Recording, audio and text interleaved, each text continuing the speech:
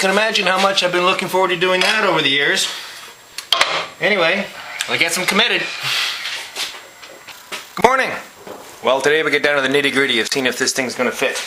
Well, I know it's going to fit. It's just a matter of how much modification and messing around we're going to have to do to the truck to get it to fit.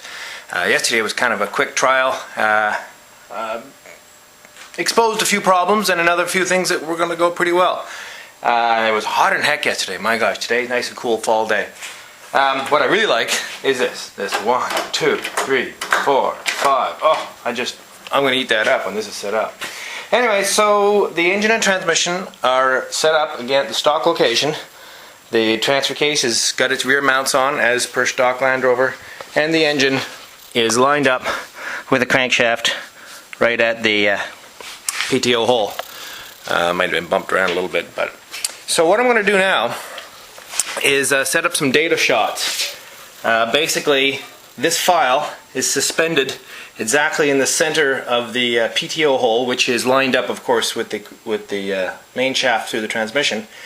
And basically, this is its stock location. And as I clock the transfer case adapter, it's going to rotate up and to the right. Well, I know what those offsets are because I figured them out on the computer. So I'm going to be able to lay them out to make sure that the tail shaft, or the PTO hole here, moves in the same relation as the front of the crank. That'll keep the engine and transmission lined up properly front to back. It seems to me the easiest way to do that.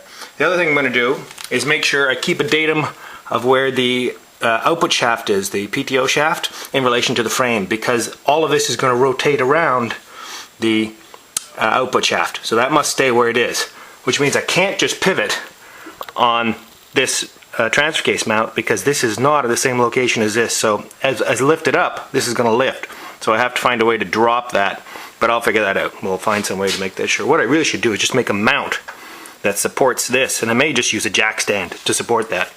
Anyway, not very elegant, but it'll do. So I'll show you how I'm going to do that. See ya. Okay, so as I told you, I have to find a way to set up a set of datum points. So as I adjust the position of the engine and transmission, I can keep it lined up properly in the frame. And as I rotate through the various 0, stock, 7, 14, and 21 degrees positions on the adapter, I can keep everything lined up. Again, it's going to rotate around the output shaft of the transfer case. So what I've done, I set up a little datum board here that I line up here on the emergency brake brackets. So 8.5 inches down from here is the center line of the output shaft. 1/4 inch down from the bottom of this is the existing stock location of the output shaft. Now I've transferred 3 more marks on here. 1, 2, 3. I've done that from a sheet that I set up on the computer, calculating the various offsets. Basically from the output shaft of the transfer case to the center line, the PTO shaft of the transfer case, rotating 7 degrees, 14 degrees, 21 degrees, and that gave me the various offsets. So I've transferred them to here.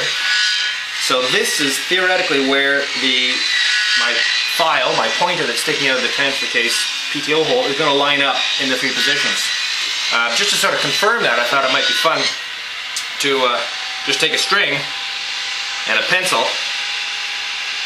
Let's see here, and draw an arc through from the output shaft. I know I have to tighten this string up a little bit because I didn't make it quite the right length. A few twists in it. So if we start down here, basically 1/4 inch off the bottom, which is where the stock location is. See if I can get my hair out of the way here. I'll draw this arc up through the remaining 3 points. And it's not exactly right. Well, actually, I didn't start in the right spot, actually. I stretched the string a bit. So it actually would have been pretty good. It would have come through there, would have come through there, and would have ended up in the top one. So I'm pretty confident that that's the correct arc. I could go to some trouble, I suppose, of trying to measure 7 degrees between them, but it's starting to get a bit moot. Anyway, let's get to the fun and start to put this through a few of its positions and see where it ends up. How's it going? I thought before I played too much with getting all these alignments in place, I'd start to just look at a few clearance issues that I was starting to worry about a bit. So basically I've lifted the engine up and I've got it dead center. You can see that the crank here is right on the center line.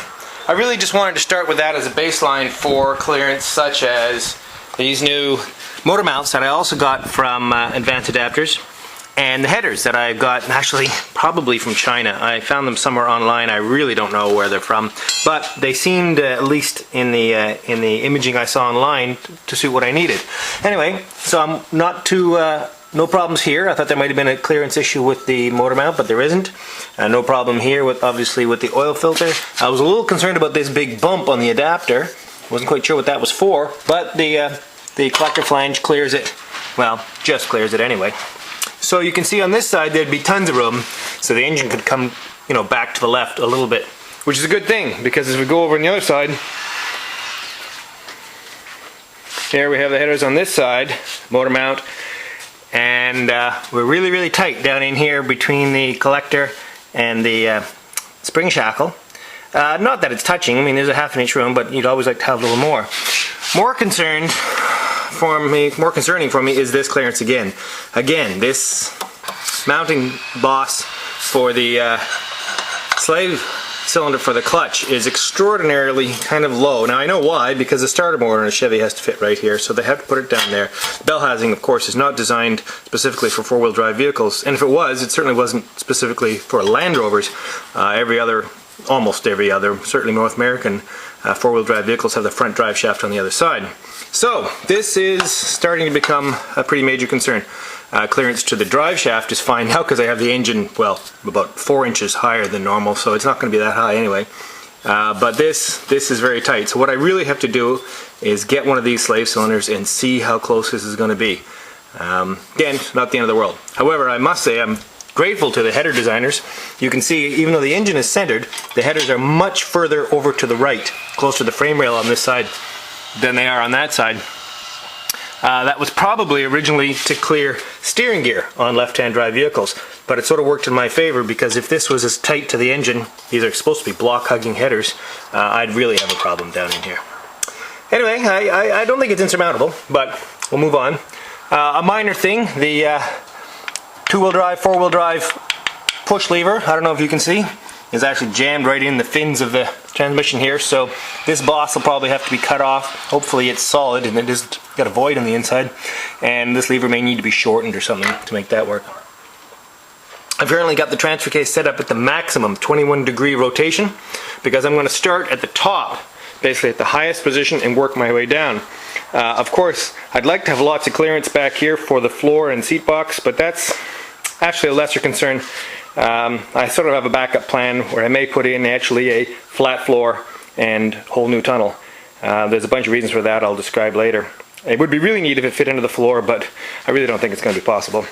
So what I really have to do is keep bringing the motor down through the various rotation positions until it's not going to go any further, and still have header and exhaust and motor mount clearances. But anyway, we'll carry on with that. Generally, I'm pretty optimistic. See you soon.